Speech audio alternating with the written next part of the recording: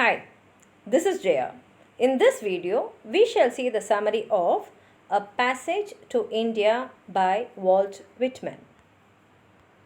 Walt Whitman is a poet, philosopher, mystic, and critic, and he was born in New York, that is in West Hills, Long Island, on May 31, 1819. And in 1873, he suffered a mild paralytic stroke which actually left him semi invalid. And later, he died on March 26, 1892, and was buried in Camden, that is in Harley Cemetery. He is known as the father of free verse, and W.D. O'Connor called him good grey poet. Many contemporary critics describe him as modern Christ, and Whitman was a true representative of his age. Passage to India, written in free verse, was published as a part of his book Leaves of Grass. Later on, E.M. Forster was inspired and he wrote a novel, A Passage to India, in 1924. So, what we have to remember is the novel was written by E.M. Forster and the poem was written by Walt Whitman.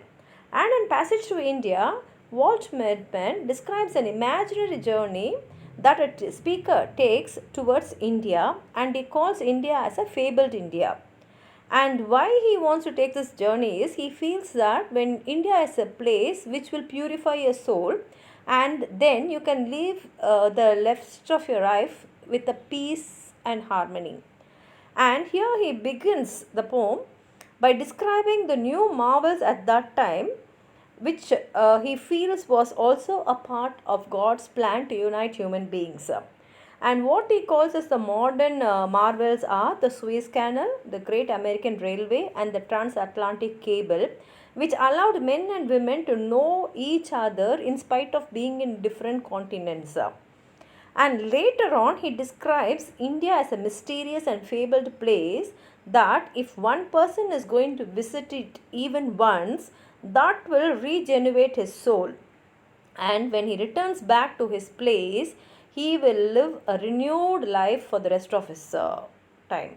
That is, still he is in this world alive. And he says that passage to India is not easy because many have tried to find a route to India, but they have died on the way itself.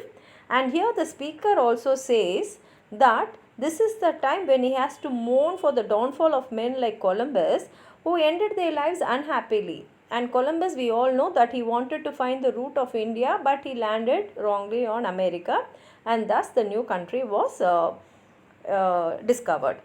And here he imagines that this discovery of a route to India is an important journey with the soul, and the others who before him had tried to find the route to India are also along with him, and they are all circumnavigating the earth together.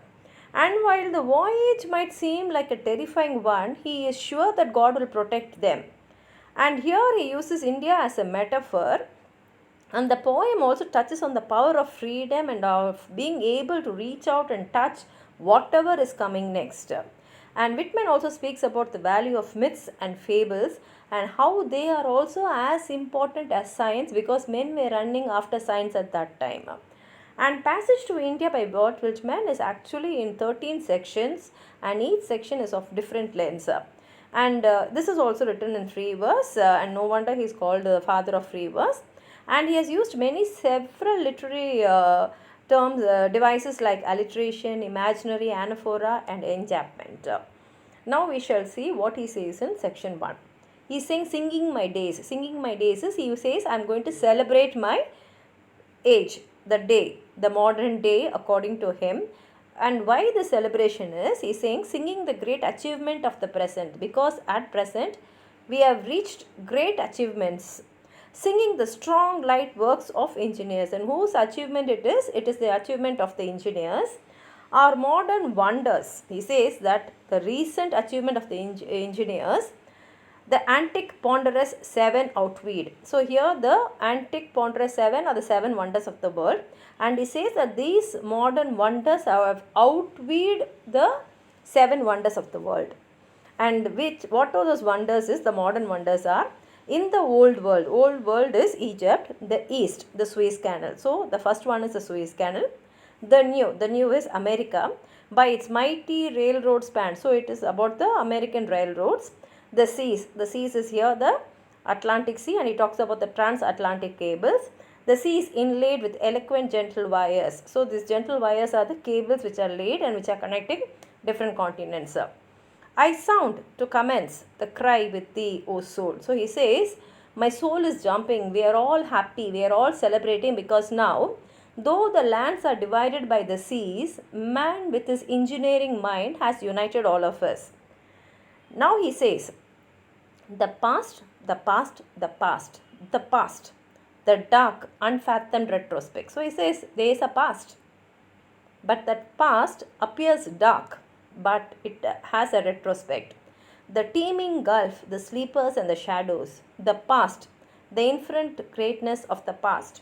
For what is the present after all but a growth out of the past? So he says we cannot ignore the past because what has happened now in the present is only because of the past. As a projectile formed, impelled, passing a certain line still keeps on, so the present eternally formed, impelled by the past. So he says what we have achieved today in the present is only because of the working which done in the past. Because of the past, the people in the past, what they wanted and what they thrived for and what efforts they put, that only helped the present to achieve all these wonders. So here he celebrates about the great achievements, calling them as modern wonders. That is the opening of the Suez Canal, the building of the great American railroad, and the laying of the transatlantic cable that connected the seas. And he says that these modern wonders have outshined the 7 ancient wonders of the world.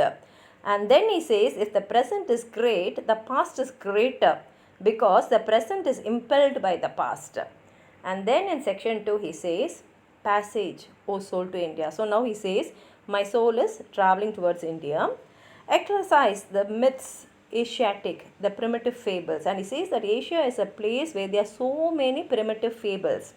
Not you alone, proud truths of the world, nor you alone, ye facts of modern science. So he says, now we are talking about the great wonders of the world and about the modern science. But he says, only you should not feel proud, but myths and fables of elder Asia's, Africa's fables. So he says, just like how you are also important, in the same way, myths and fables of Asia and Africa are also very important. The far darting beams of the spirit, the unloosened dreams, the deep diving Bibles and legends, the daring plots of the poets, the elder religions.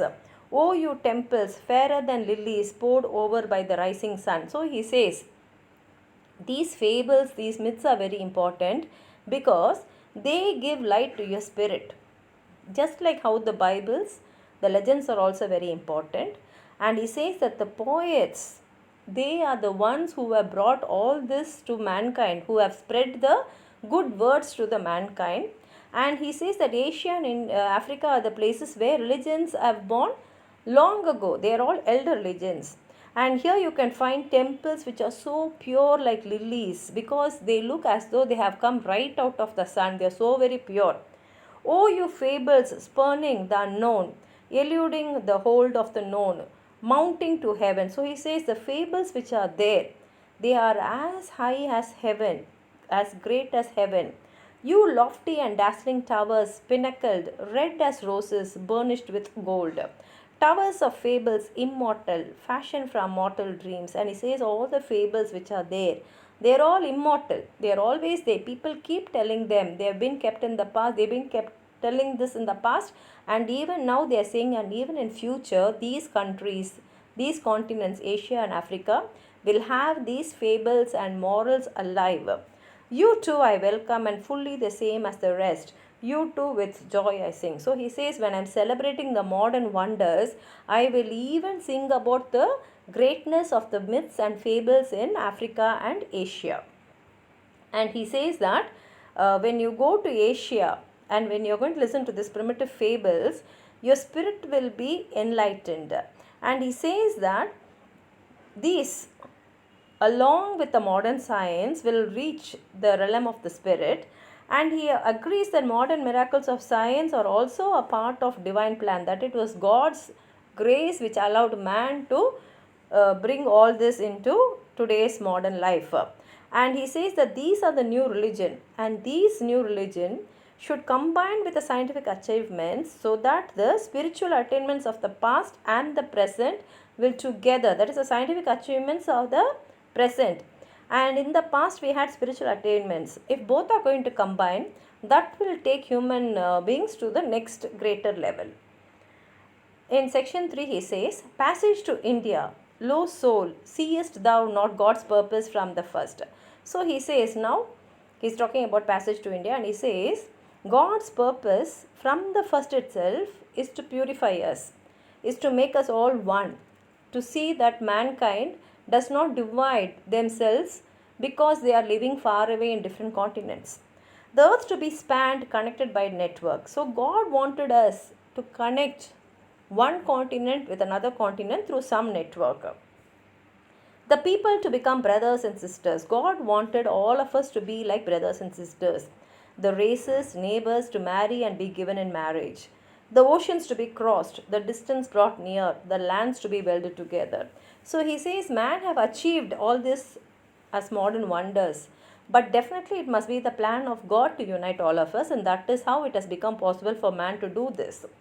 A worship new I sing, you captains, voyagers, explorers, yours, you engineers, you architects, missionists, you not for trade or transportation only, but in God's name and for thy sake, O soul. So he says, and how God's plan has become today's reality is through these captains, voyagers, explorers, engineers, architects, missionists.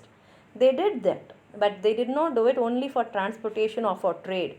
They did it to make God's words become true. They did it to bring all the human beings together, to connect, to make a network between one continent to another continent, and make all the people in this world as brothers and sisters. And so he says that it was God's plan that people should intermingle, marry, and they all should become neighbors. And he says that we have to worship God because it was only God's plan which made man to complete all this. And all man's achievement are shown in the first passage where he talks about Suez Canal, and he talks about the railway cars and about the Central Pacific railroads. And he says that man's material advancement is only this advancement in his spiritual progress. And he says the modern achievements are the realization of even Columbus's dream of linking east and west. And that is how Columbus discovered America. And that was the first way because he wanted to find a shorter passage to India. And he wanted all the continents to be together. So it was not only God's plan, but it was also the plan of the people who lived in the past to unite all the continents together and find shorter passages, and particularly many of them wanted to find a passage to India. And then in section 4 we see passage to India. Lo soul for thee, the tableaus twain. I see in one the Suez Canal initiated open. So he says, while many of them want to find a passage to India, now there is an advancement. First, they have opened the Suez Canal. I see the procession of steamships. So you can imagine that the speaker is in one of the steamship and he is seeing the other ships all traveling before him, and he himself is traveling in the Suez Canal. This is an imagination, but when you read it, you will feel as though you are also traveling in Suez Canal. The Empress Eugene's leading the van, and it is the Empress Eugene which is the first ship which is crossing the Suez Canal. I mark from on deck. So he says, I am standing on the deck of the ship. The strange landscape, the pure sky, the level sand in the distance, and from there he can see the strange landscape on both the sides, and the sky is so pure, and the level sand in the distance. I pass swiftly the picturesque groups, the workmen gathered, the gigantic dredging machines. In one again different, yet thine, all thine, O soul, the same. And he says, as he is traveling, what all he sees, he is recording here. I see over my own continent the Pacific Railroad surmounting every barrier. And now he has come back to America, where now he is traveling in the rail. And he says that this railroad is crossing all the barriers which were there earlier. I see continual trains of cars winding along the plateau carrying freight and passengers. So he's traveling in a train and he can see many passengers along with him. I hear the locomotives rushing and roaring and the shrill steam whistle. I hear the echoes reverberate through the grandest scenery in the world. I cross the Lamary plains. I note the rocks in grotesque shapes, the butties. I see the plentiful larkspur and wild onions, the barren, colorless sage deserts. I see in glimpses afar or towering immediately above me the great mountains. I see the Wind River and the Washeth Mountains. So he says what all he can see while he's traveling in the train. He records it here. And he says, I see the monument mountain and the eagle nest. I pass the promontory. I ascend the Nevadas. I scan the noble elk mountain and wind around its base. I see the Humboldt range. I thread the valley and cross the river. I see the clear waters of Lake Tahoe. I see forest of majestic pines. Or crossing the great desert, the alkaline plains, I behold enchanting mirages of waters and meadows. Marking through these, and after all in duplicate slender lines. Here these slender lines refers to the rails of the train, bridging the 3 or 4 thousand miles of land travel, tying the eastern to the western sea. So he says that this American railroads had brought eastern and western together, and people can travel distances in a short time. The road between Europe and Asia, Genoese, thy dream, centuries after thou art laid in thy grave, the shore thou foundest verifies thy dream. So he says that he says that he was the first person to travel along with the other ships in the Suez Canal, and when the ships are traveling, he can first see the Empress Yugin ship leading the other ships, and as he is going, he tells what all he can see on the other sides, and then he talks about the Pacific Railroad carry passengers, and then he talks about the many captains who struggled in the past to reach India, and in that he praises Vasco da Gama who discovered the sea route to India. And in section 5 he says passage to India, struggles of many a captain, tales of many a sailor dead.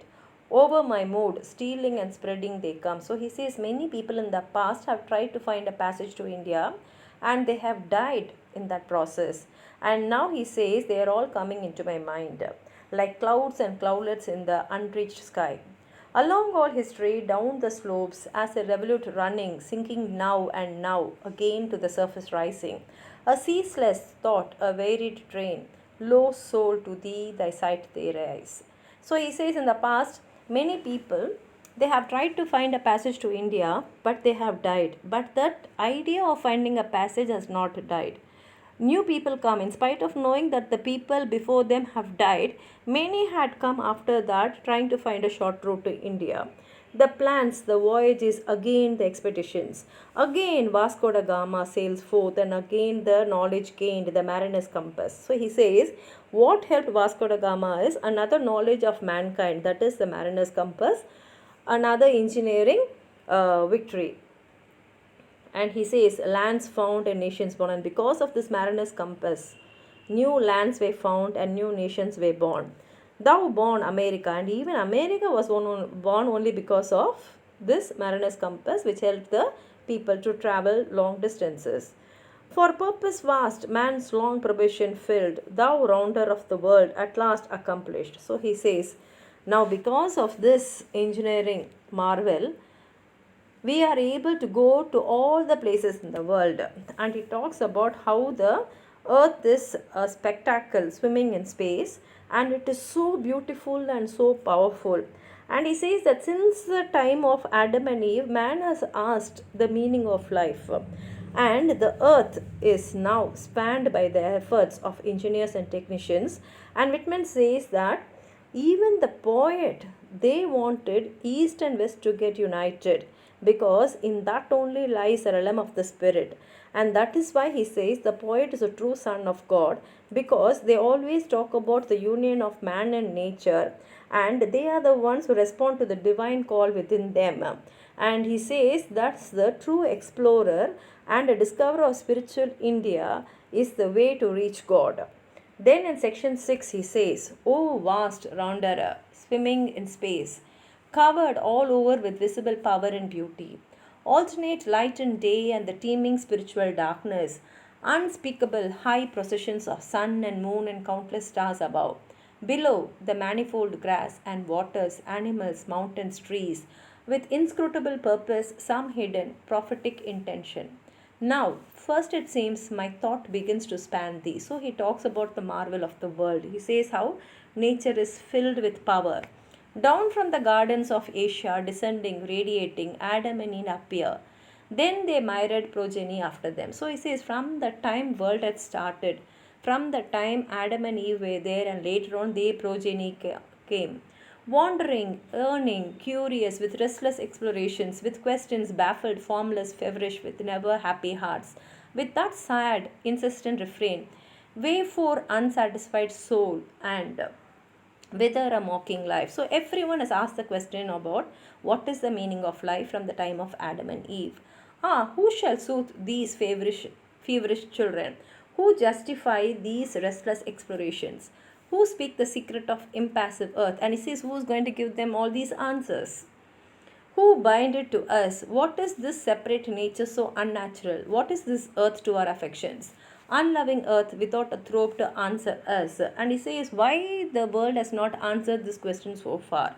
Cold earth, the place of graves. Because all those who wanted to find the answer for the meaning of life have all died. Because human beings are going to definitely die one day.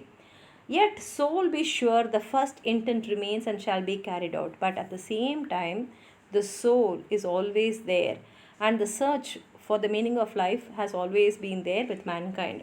Perhaps even now the time has arrived. After the seas are all crossed, as they seem already crossed. So now he says, maybe now this is the time for man to find out the meaning of life and to get united with one another, because now we are able to cross the seas.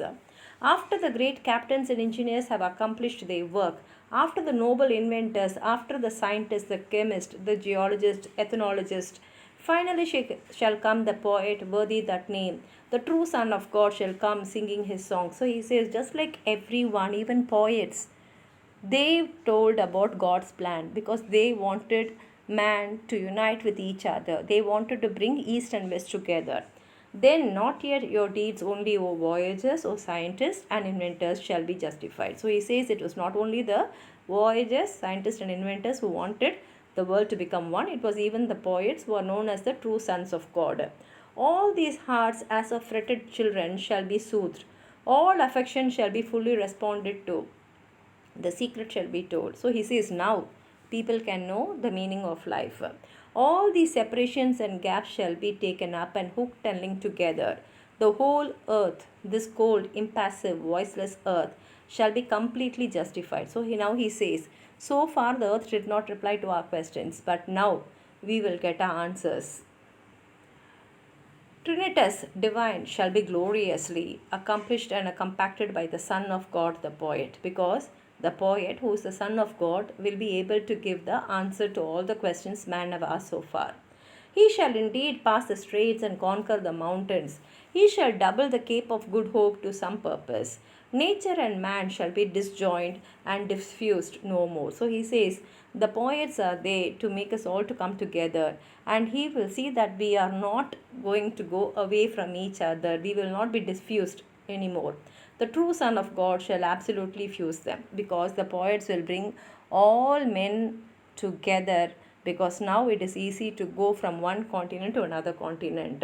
And then it describes the lands of America as he moves from America to the lands of Asia, where he believes that life began, because he feels that life should have begun only in Asia. And then he talks about the marriage of the continents, where Europe, Asia, Africa and America are dancing as brides and bridegrooms hand in hand. And he talks about India as a cradle of man, because he believes that Asia is a place where human beings' life should have started. And he also talks about India as an ancient land of history and legends, morals and religions, adventure and challenge. And he talks about Brahma and Buddha, Alexander and Tamerlane, Marco Polo and other traders, rulers and explorers, who all share their life history along with Indian history. And he talks about the admiral himself, that is Columbus, who is also having a major part in India, because he wanted to find a route to India. And he says that the poets with a seed, will sprout and bloom into a plant and fill the earth with beauty. And so in section 7 he says, Year at whose opened wide flung door sing, year of the purpose accomplished, year of the marriage of continents, climates, and oceans. No more dodge of Venice now wedding the Adriatic. I see, O year in you, the vast terraquoise globe given and giving all. Europe to Asia, Africa joined, and they to the New World. Your New World is America. The lands, geographies, dancing before you, holding a festival garland as brides and bridegrooms hand in hand. So he says now all the continents can be brides and bridegrooms and they can join hands together. And he envisages that East and the rest of the world are all connected. And he says that marriages will be possible between continents. And he says that all the parts of the world from Asia to Europe and Africa are all joined along with America. And he confirms that a passage to India is indeed a journey to the soul, and it is not only confined to the lands and seas alone. He is not talking only about the land and the sea coming together, but he feels that it is a soul's journey. And he return of the poet and his soul to the east is envisaged as a journey back to the cradle of mankind. That is, he feels that India, that is Asia, is the cradle of mankind where human beings should have, the life of human beings should have started. And he also says that is the place where many religions also had their birth. And he says that the soul will seek the mystical experience of union with God in the realm of the spirit in these places. In section 8, he talks about passage to India, cooling airs from Caucasus far, soothing cradle of man. So, soothing cradle of man is Asia. The river Euphrates flowing, the past lit up again.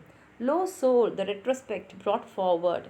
The old, most populous, wealthiest of lands. Here, the wealth does not mean money, it means morals, fables, and spiritual attainment. The streams of the Indus and the Ganges and the many affluents. I, my shores of America, walking today, behold, resuming all. The tale of Alexander on his warlike marches suddenly dying. On one side China and on the other side Persia and Arabia. So we can know this is clearly India because he's saying on one side it is China, the other side it is Persia and Arabia. To the south, the great seas and the Bay of Bengal.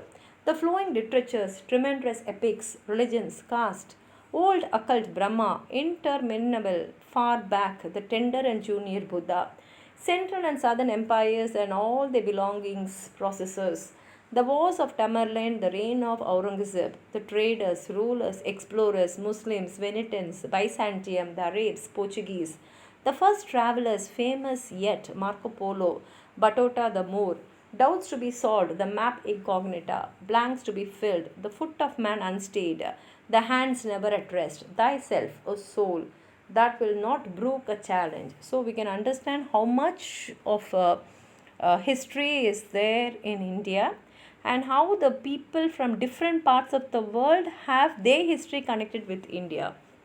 And then he says, the journey on returning to the east is something like a spiritual nature. And he says that this return to the soothing cradle of man is the place where everything began. And he says that there are many people, many explorers like Marco Polo and Alexander, and these men discovered the tremendous epics, religions, and caste. And they saw the tender and junior Buddha in India, and all the manner of traders who had come here from the Venetian to the Arabs and the Portuguese.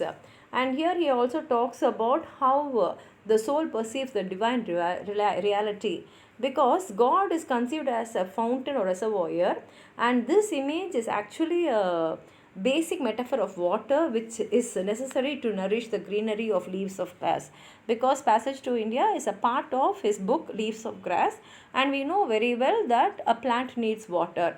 In the same way, he says that man's soul also needs God, and that spirituality can be attained if you come to India.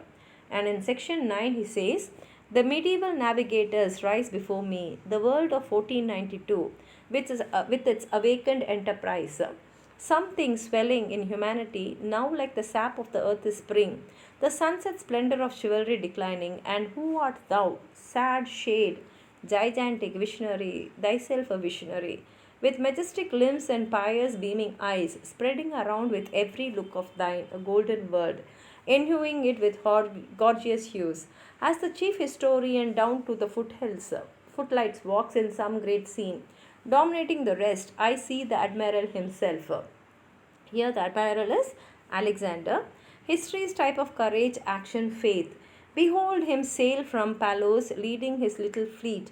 His voyage, behold his return, his great fame, his misfortunes, calumniators, behold him a prisoner chained, behold his rejection, poverty, death. So here he talks about how when people wanted to find a passage to India, they were not able to find, but they only returned dejected or they died on the way. Curious in time, I stand noting the efforts of heroes. Is the deferment long? Bitter the slander, poverty, death? Lies a seed unwrecked for centuries in the ground. Lo, to God's due occasion, uprising in the night, it sprouts, blooms, and fills the earth with use and beauty. And now he is actually talking about Columbus, who wanted to find a passage to India in 1492. And in section 10, he says, Passage indeed, O soul, to primal thought. Not lands and seas alone, thy own clear freshness, the young maturity of brood and bloom, to realms of budding Bibles. O soul, restless, I with thee and thou with me, thy circumnavigation of world begin, of man the voyage of his mind's return to reason's early paradise. Back to wisdom's birth, to innocent intuitions. So now he says that is, it is not only the lands and the seas that he's hoping to see, but he also wants to see the clear freshness of mind, and he wants to go around the world, that is, he wants to circumnavigate the world. And when he is voyaging, that is, when his mind is voyaging throughout the world, it will definitely come back to the place where it started. And that is where he says, like, that is like attaining spirituality. And in section 11 he says, Oh, we can wait no longer. We too take ship, O soul. So he says, Come, we should not wait anymore. We should go to India. Joyous, we too launch out on trackless seas, fearless for unknown shores on waves of ecstasy to sail. Amid the wafting winds, thou pressing me to thee, I thee to me. O soul, caroling free, singing our song of God, chanting our chant of pleasant exploration. So he's saying, Come, when many people have tried to go to India, we also should start immediately and start going towards India. With laugh and many a kiss, let others depreciate, let others weep for sin, remorse, humiliation. O soul, thou pleasant me, I thee, are more than any priest, O soul, we too believe in God. So he says, we know that in the past many people have died, they have suffered, but we should believe in God. But with the mystery of God, we dare not dally. So when we know that God is going to protect us, we need not delay our journey. O soul, thou pleasest me, I thee, sailing the seas or on the hills or waking in the night. Thou thoughts, silent thoughts of time and space and death like waters flowing, bear me, indeed, as through the regions infinite, whose air I breathe, whose ripples here lave o me o all over. Bathe me, O God, in thee, mounting to thee, I and my soul to range in thee, in range of thee. O thou transcendent, nameless, the fibre and the breath, light of the light, shedding forth universes, thou center of them. Thou mightier center of the true, the good, the loving, the moral, spiritual fountain, affection source, thou reservoir. O pensive soul of me, O thirst unsatisfied, waitest not there, waitest not happily for us, somewhere there, the comrade perfect. So he says, let us believe in God, God will protect us. So let us not think about the past where many people died or many people suffered. We are sure to go and reach India because God is with us. Thou pulse, thou motive of the stars, suns, systems, that circling move in order, save, harmonious, athwart the shapeless vastness of space. How should I think, how breathe a single breath, how speak if out of myself? I could not launch to those superior universes. Swiftly I shrivel at the thought of God, at nature and its wonders, time and space and death. But that I, turning, call to thee, O soul, thou actual me, and lo, thou gently mastered the orbs. Thou matest time, smilest content at death, and swellest full the vastness of space. So he says he is wondering whether his soul has the power to overcome all the dangers which they are going to meet on the way.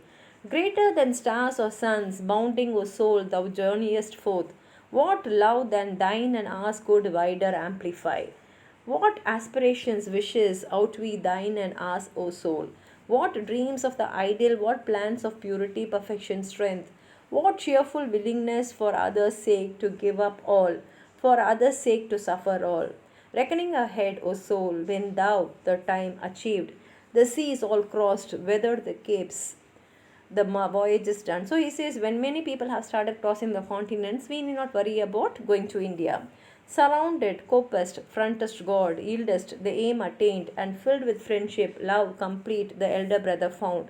The younger melts in fondness in his arms. So he says, when people have already started going, when an elder brother can go, the younger will definitely find it easy to go. So even we can easily travel. And he says that we should start traveling and we have to sing the song of God, because this is not only a travel, it is gaining wisdom, and this will give pleasure from his soul. And in section 12 he says, passage to more than India. Are thy wings plumbed indeed for such far flights? So he is now asking himself, am I capable enough to take such a long travel? O soul voyagest, thou indeed on voyages like this. Disportest thou on waters such as these, soundest below the Sanskrit and the Vedas. Then have they bent, unleashed, passage to you, your shows, ye aged fierce enigmas, passage to you, to mastership of you, ye strangling problems, you strewed with the wreckles of skeletons, that living never reached you. So now he says that his soul is strong enough for such a long voyage like this. And in section 13, which is the last section, he says, passage to more than India, O secret of the earth and sky. O you, O waters of the sea, O winding creeks and rivers, of you, O woods and fields, of you, strong mountains of my land, of you, O prairies, of you, grey rocks. O morning red, O clouds, O rain and snows, O day and night, passage to you. O sun and moon and all you stars, Cyrus and Jupiter, passage to you. Passage, immediate passage, the blood burns in my veins. Away, O soul, hoist instantly the anchor. So he says, I cannot wait anymore. I want to start my journey. Cut the hawsers, haul out, shake out every sail. Have we not stood here like trees in the ground long enough? Have we not growled here long enough, eating and drinking like mere brutes? Have we not darkened and dazzled ourselves with books long enough? Sail forth, steer for the deep waters only, reckless, O soul, exploring I with thee and thou with me. For we are bound where mariner has not yet dared to go, and we will risk the ship ourselves and all. So he says, though many people dare not travel, we will take that and we shall travel. O my brave soul, O Father, Father, sail, O daring joy but safe. Are they not all the seas of God? O Father, Father, Father, sail. And now he says that he is completely prepared for his journey, and no matter how far it is going to be or how long journey it is going to be, he says that this is all God's plan and definitely he will take this journey.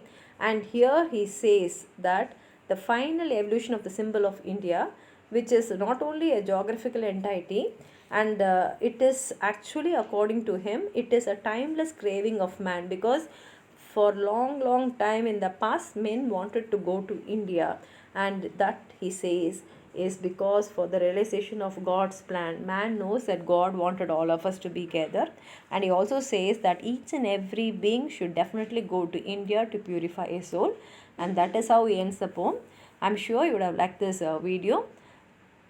Please share with your friends and also like it, and if you have anything to more add on more to what I've said, write it in the comment box so that it will be useful to others. Thank you.